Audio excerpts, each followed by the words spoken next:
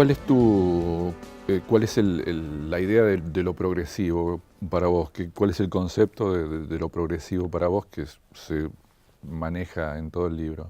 Bueno, yo trabajo, como siempre digo, con una concepción ampliada de lo que es el progresivo. Fundamentalmente no lo reduzco al rock sinfónico, o sea, no lo reduzco a una serie de bandas que fueron especialmente exitosas en el mercado norteamericano, el caso de Emerson, Lake and Palmer, Yes, Genesis, Pink Floyd. Eh, Sino que trato de mostrar que una enorme parte de la música que circulaba en la época tenía que ver con la progresiva, más allá de si las variantes estaban más ligadas al pop o a algún desprendimiento de la psicodelia o incluso a ciertas versiones del folk. O sea, más allá de si eran acústicos o eléctricos, aunque muchos grupos de folk acústicos después se electrificaron.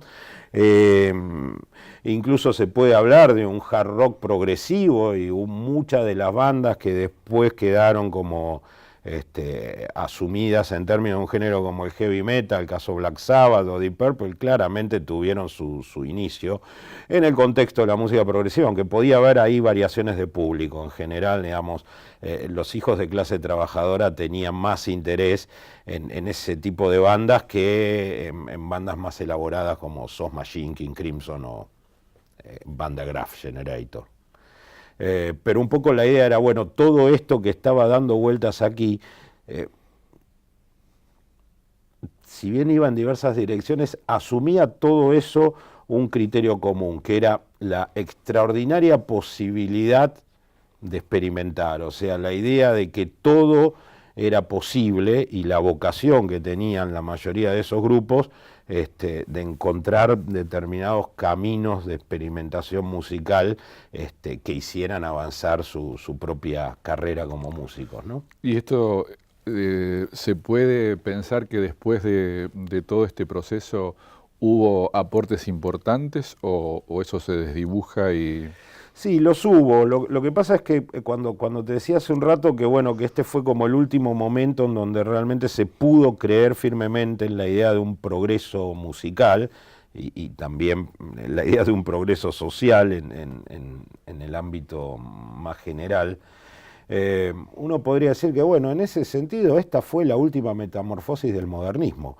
O sea, un modernismo que en algún momento, fundamentalmente en los años 50, parecía completamente anquilosado en el sentido de que se había constituido en el referente institucional por excelencia de la alta cultura, quiere decir, el New Criticism dominaba la academia norteamericana, los grandes clásicos de Joyce y Beckett y los poemas de Eliot se enseñaban en las universidades, el expresionismo abstracto se consideraba, digamos, el síntoma de la libertad occidental.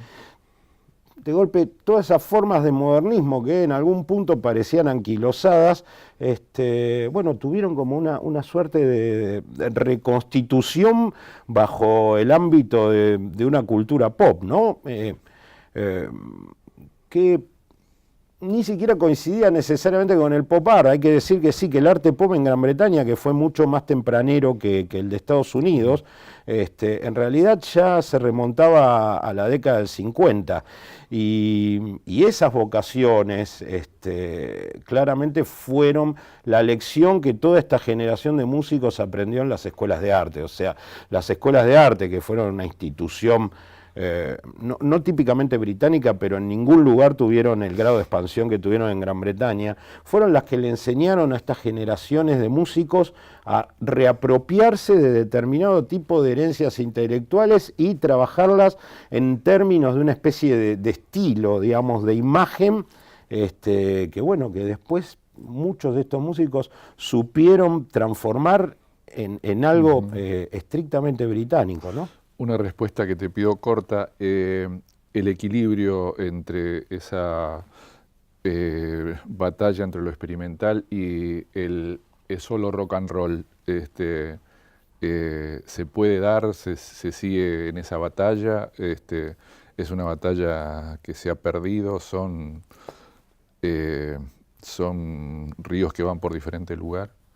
Bueno, Led Zeppelin y los mejores Rolling Stones, probablemente los de la segunda mitad de los 60, comienzo de los 70, eran un excelente ejemplo de la posibilidad del equilibrio, ¿no? En particular creo que una banda como Led Zeppelin.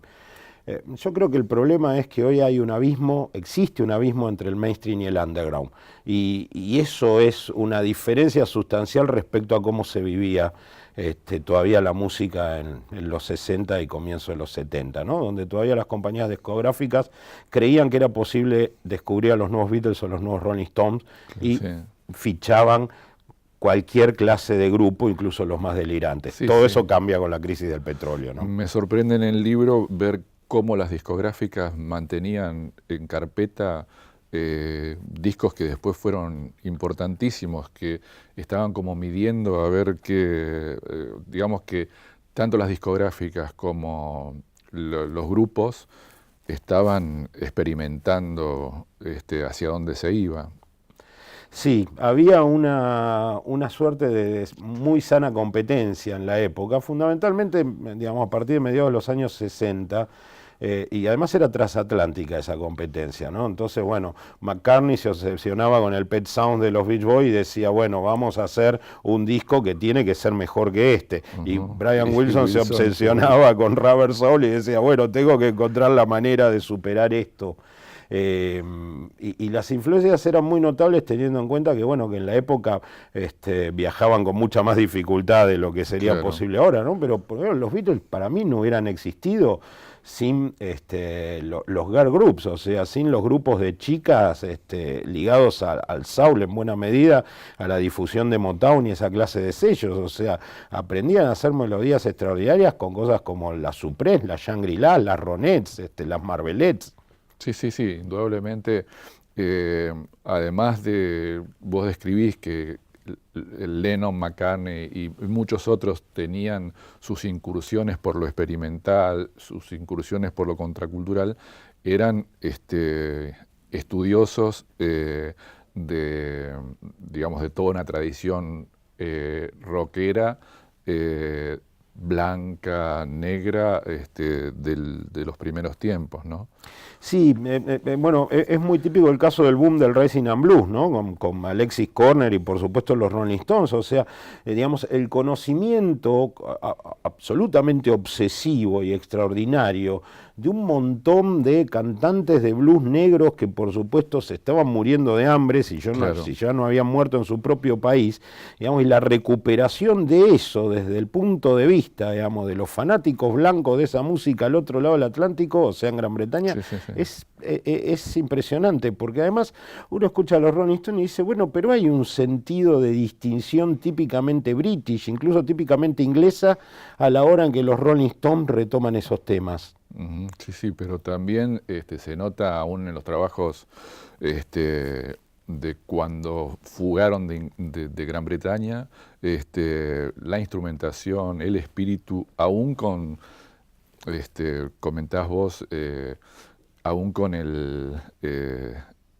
la colaboración de las chicas que giraban en torno a ellos, como la Pallenberg o Faithful, había una reproducción todavía de ese sonido que se notaba en todo, aún en la forma de vivir.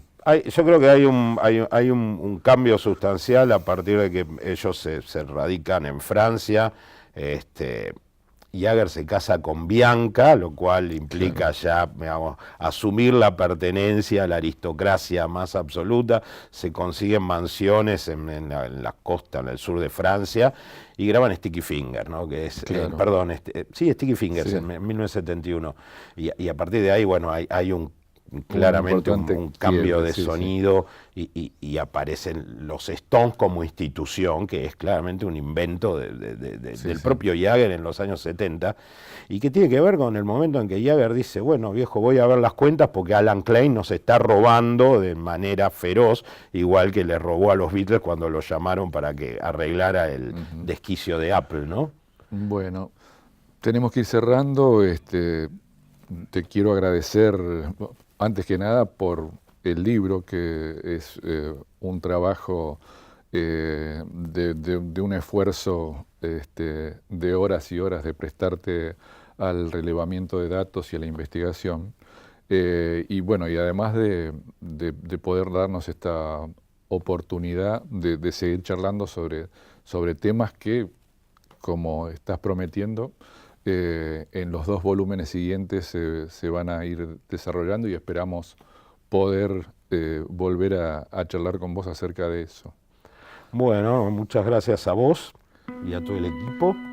Y bueno, nos reencontraremos para un segundo volumen. Muy bien.